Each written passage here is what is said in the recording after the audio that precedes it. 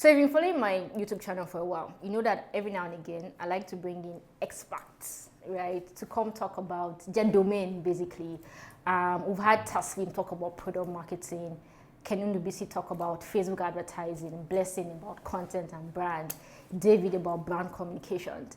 Now today, I'm with Benjamin Dada of Benjamin Dada blog. There are very few people that have something that's a business that has their name. Do you get? Dangote, Bloomberg. You see, so if suddenly you see that Peace is not proud, just know that I have somebody that's a friend that I can say, come, let's shoot video, and he will come, that has a business of his name. You guys understand?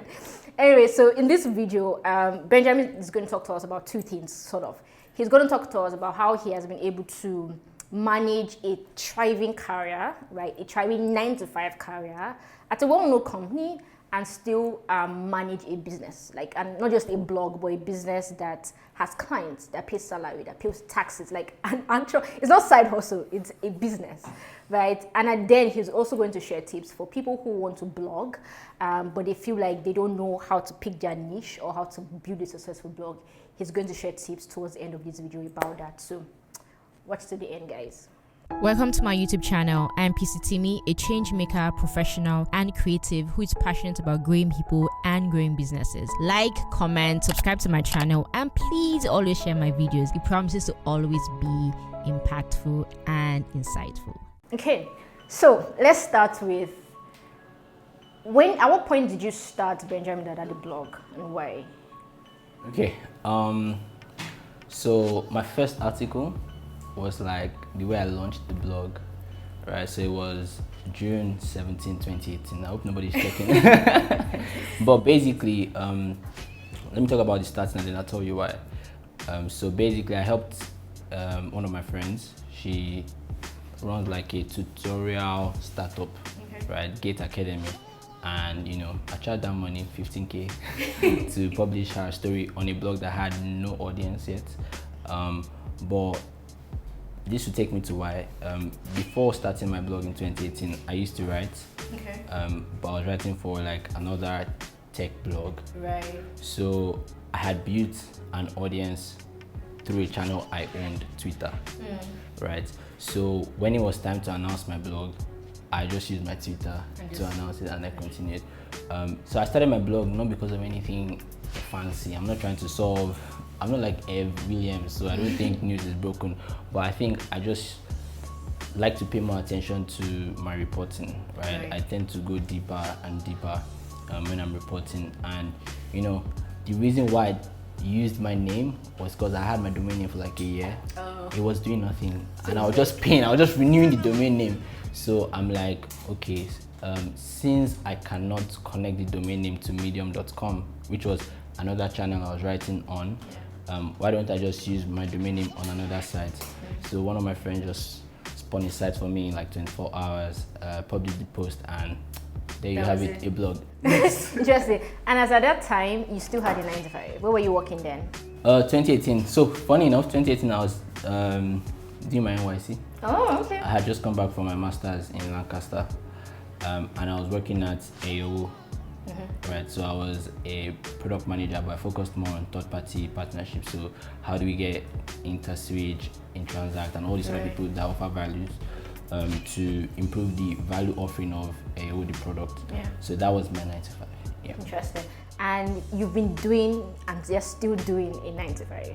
Yes. So 2 questions. First one is, why? Because Benjamin Dada, at least for us looking at it, From outside, it looks like it's taking off, right?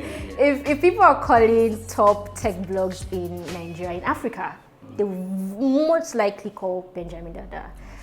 The other day on Twitter, I saw, I can't remember who, put Eloho, right, of Endeavor. She said, who are the young people that are very knowledgeable about startups in Africa?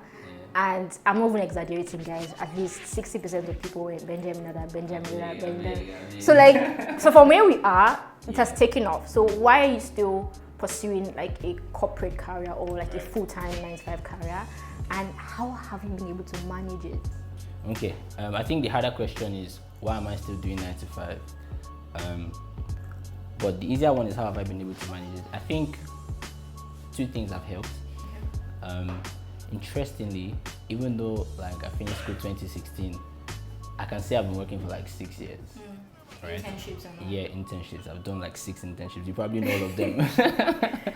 So I had grown to a point in my career where I could either be a manager, right? So I was a manager at my 9 to 5, Right. and I'm also a manager at my blog.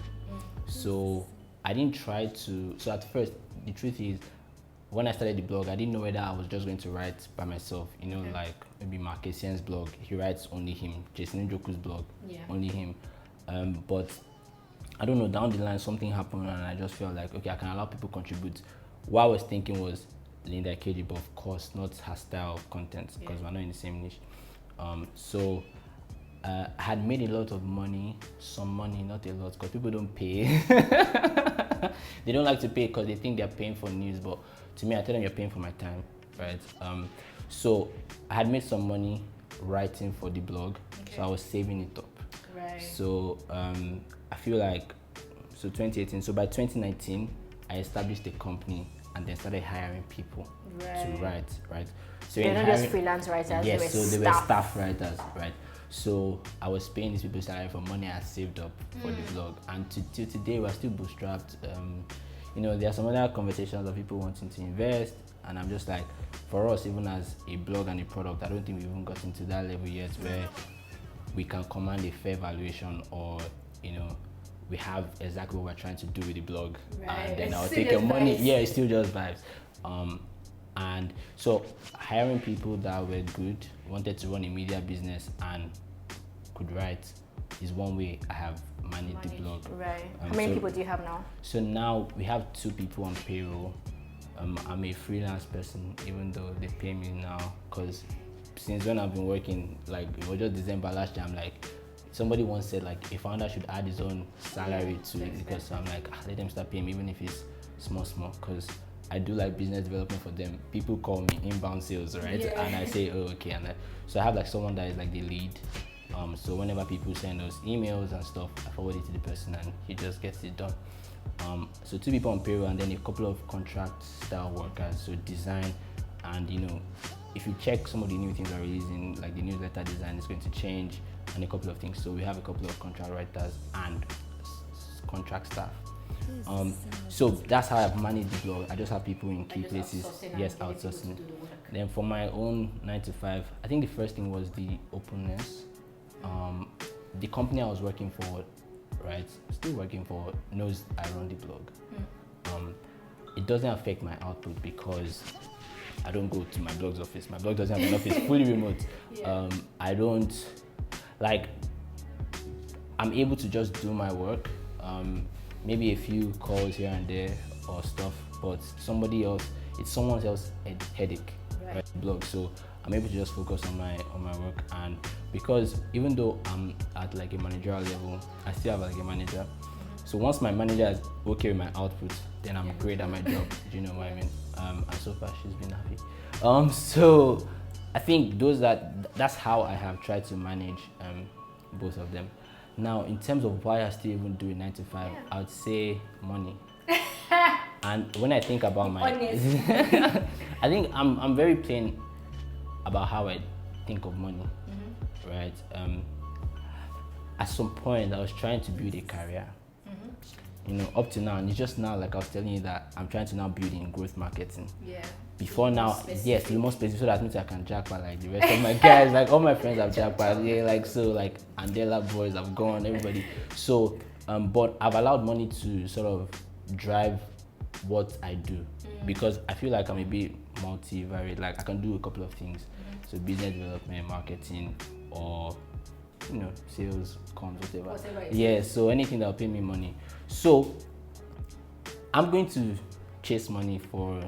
I'm still pretty young, maybe the same age or younger, I don't know, but chase money for a bit when I make enough money, and I feel like the blog is at a place where they can pay me decently, then I can go and collect someone's money to be able to still afford the blog to pay me, and then I'll continue running it. But sometimes I also think about, am I really interested in being in a media business? Especially I'm semi-private, semi-public. It's a very funny thing. I like to stay away from controversy. I like to stay away from. I don't know if you noticed. I don't retweet. Yeah, I don't retweet a couple of things. I don't read a couple of things. So I don't know if that's the attitude of a media person. So at the end of the day, right now for my blog, I feel like an investor in the blog. I'm letting them run the blog, right? But I'll chase a 9 to 5 for as long as there's money in it. Good thing is my blog has sort of giving people some sort of proof of concept that I can do this. Yeah. Do you know what I mean?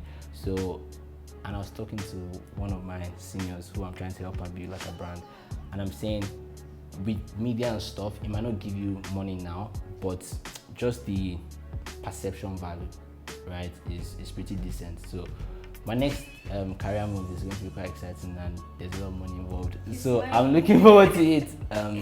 So yeah. I mean, you mentioned so many things that I can relate with 100%. Like, I'm not even exaggerating. For instance, when you talk about how the media work has sort of given you more credibility and visibility, 100% I can vouch for that. And just the fact that, yes, you can run a business successfully, but right now, you don't want to struggle, right? If 9 to 5 is paying well, then can I just do my work, get salary at the end of the month, and save as much as I can? And I think I've been asked this question a couple of times, but I've never even been able to articulate it like you did. But it's exactly what my answer is, right? So I've been doing many things for as long as I can remember, and having my own agency on the side, doing entrepreneurship on the side. And every time I ask myself, why are you not ready to do this full time? I'm like, because I'm broke. I'm not ready to like. I'm trying to settle down as well. So Yeah, I'm not trying to settle down now, Sha. But my own is, I need money. I need to get to a place where I feel like I'm stable enough to take risks, right? And I can go the next year and still be able to live comfortably, right? If I quit my job. And in the last 5 years, I have not been there yet. Do you get? So like totally 100%. And the same thing with media, right? YouTube is not paying me, but I have gotten so much value from just doing YouTube. And that's why I just keep doing it. Not because I don't even have many subscribers, but for the few that I have, I get some kind of calls. Yeah, it's great. I get some kind of calls. I've gotten jobs because, oh, you applied. Oh, I saw your video. I liked it. I can connect with you. You actually know what you're talking about. Yeah, come and take the job just because I do this. So yeah, 100%. Okay, so now let's talk about, so you've been running a business. And I think one of the lessons I have picked is just that a lot of times you need to be, even if you're not like operationally heavily involved, you need to know the right kind of people that you need to run that business. But what are other lessons that you've learned just running a business? I think like, especially as a young person. Yeah. So far, I've not had to deal with any sort of age, power dynamics. An older person might feel worried when you tell them to do something in your company, even though they're paying them salary. But I've worked with people that are like my age group. I think one big thing that you might not realize is the inspiration to keep the team going. It's so crucial. It might sound like aspire to perspire to respire, whatever it is, but like the team needs to be gingered, right? And they can be gingered by two things. They can be gingered by money, by what they are working for, or just by your own work ethic or what you do. Do you know what I mean? So I feel like that being able to inspire team motivation is one big lesson I've picked in running a business. The second thing is, I don't know, if you don't have money, you die. I feel like it's really that simple. And every time I've tried to hire somebody, I'm always thinking, if I can't pay this person, where does money come from? And then I think about my 9 to 5. So effectively, my 9 to 5 should always be able to afford both me and the people I hire for my blog.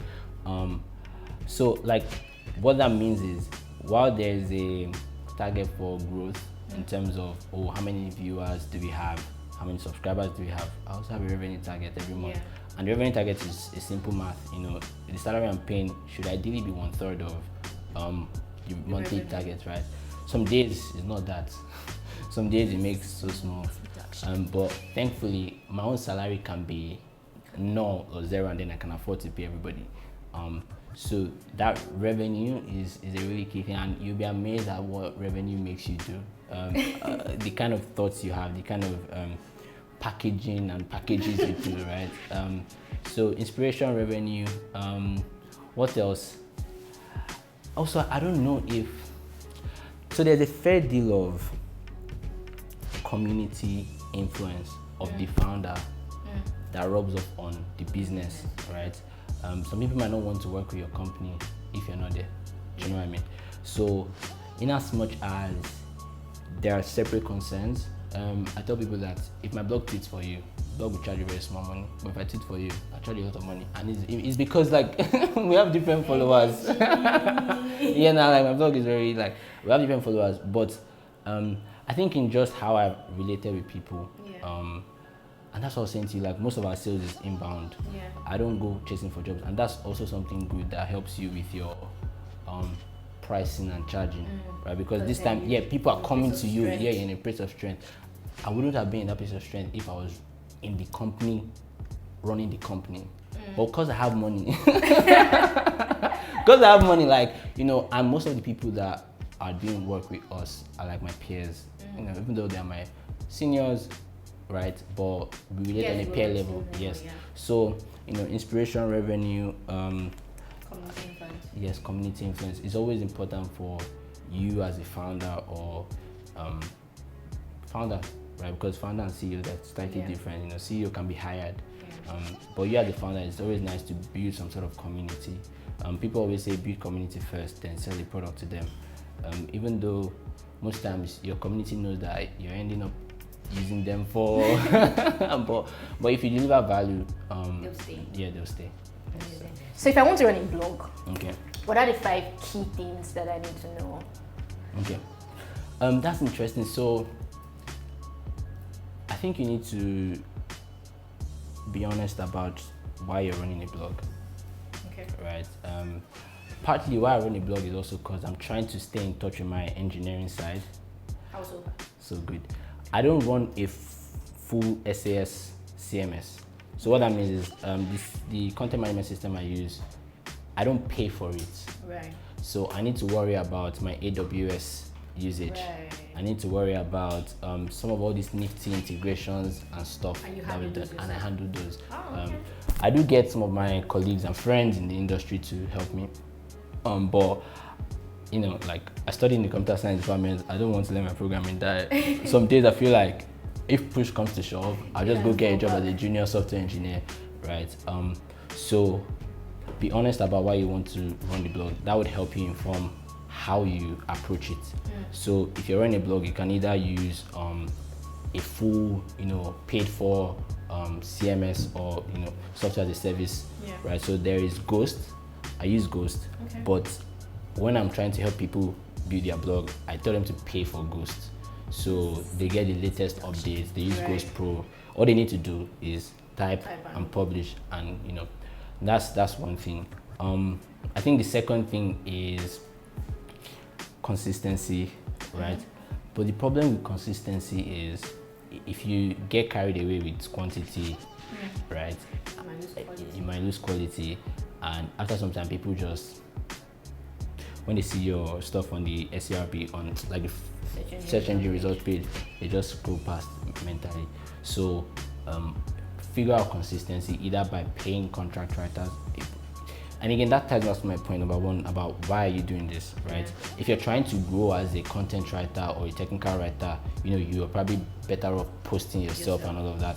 But consistency helps your search engine, your domain ranking and domain authority. So either pay people on a per article basis instead of having them full time, right? So that consistency helps.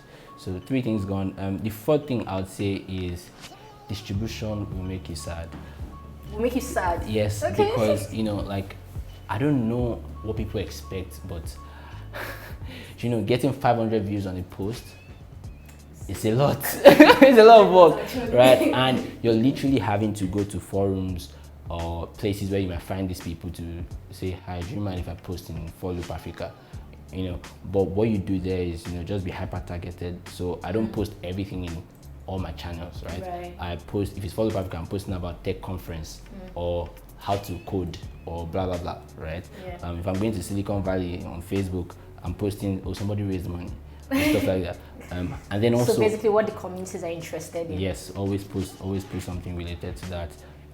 So that distribution, you need to, because if you're consistent, right, and you have no distribution, it's hard. You actually be sad. Yes, you'll be sad. You'll be sad, and you just feel like you're. But the good thing is that what that consistency does, it helps you to build a portfolio. So it was a few days ago I was binge watching your show, like your Founders Connect and all of that, but I wasn't watching it every time you dropped something, right? But being sucked into one helped me just stay, and I was just watching. So consistency will still pay off, but if you're not realistic about your expectations from distribution, you just feel like what you're doing is not working, but that's wrong. Sometimes people are just going to look from now back. Yes, not yes. And I think the final thing would be learn a bit about marketing and programming. So you might not let the numbers affect you. We talked about distribution, but it's important to know, treat your blog like a product, right? So how many users do you have? Where are they from? What are the questions they are asking? And you can see that on Google Search Console. And then there are a couple of things that you can possibly learn about when it comes to marketing by just running your blog. And most times my employers benefit from all the experimentation I've done on my own personal digital property, right? So learn a bit about marketing, but for programming it's more around how well do you manipulate your site. So yes, for search engine and even for user interface purposes, right? So I've had to do some sort of JavaScript addition to my site so that the quoted speech displays nicer, right? If you're not and this is regardless of whether you are using a paid blog or CMS, right, or you're building by yourself, but just knowing that I could do that helped me do it. Also, my images sometimes go full bleed through the entire, from left to right, and it's just that programming knowledge. If I also want to make somebody have a do not follow, like referral, so when we write for people sponsored posts, we allow do follow, because for us, that's one of the things you're paying for, right? Interestingly, like a lot of people always send us emails, say, hi, we saw your blog. Most times it's like a blind outreach, just to build like their backlink profile and all of that. But learning a bit about marketing and programming just helps you handle your blog in a much more organized and product-like way. Yeah, so that's very interesting. I don't know about you guys, but I've learned a lot. I mean, I thought that blogging was going to be my career path at some point, but it did not last. It did not last. So hopefully, like, this video vlog I'm doing will last longer. But anyway, thank you so much for sharing. I definitely learned a lot. I think two things that stand out for me was the money, right? And it's not just the money part, it's being very clear about why you're doing what you're doing at the time that you're doing it. Because sometimes it's easy to get carried away with just like living, right? But it's very important that every now and then you ask yourself, why am I still here? Why am I still doing this? Or why am I not doing something else? Because clarity helps a lot in just being able to make decisions, right? And being able to choose the kind of opportunities you go after. And the second thing is you can build a business without necessarily being involved in it operationally. And it's the same thing with just creating content, the same thing with managing a digital page, an online business, selling a product. It's one thing to have an idea, it's a different thing to express and manage the idea. And sometimes you don't have to be one to do both. So if you have people around you that you can pay, you can collaborate, you can give equity to keep your dream alive until you figure out what you want to do about it in the future, then do it. And you don't have to choose between one or the other, business or 9 to 5, especially when you're still young. You're still trying to figure out what you want to do. So yeah, those are my key takeaways. Do you have any last words for the audience? I don't know, if you have questions, like send me a tweet. I'd most likely. He has community influence. Like, just send me a tweet. I try to reply people that tweet at me, but I think most times a lot of people put a lot of barrier to starting something that they want to start, and you're either saying, oh, I don't have a camera, oh, I don't have money, oh, I don't have but what if you just started? If I spend time trying to figure out what name to call my blog, I'll probably never have started, because one thing I didn't want was to be tech this, tech that, tech, because there were too many, at least 6 in Nigeria alone. Tech this, and you know, I'm just going to like write.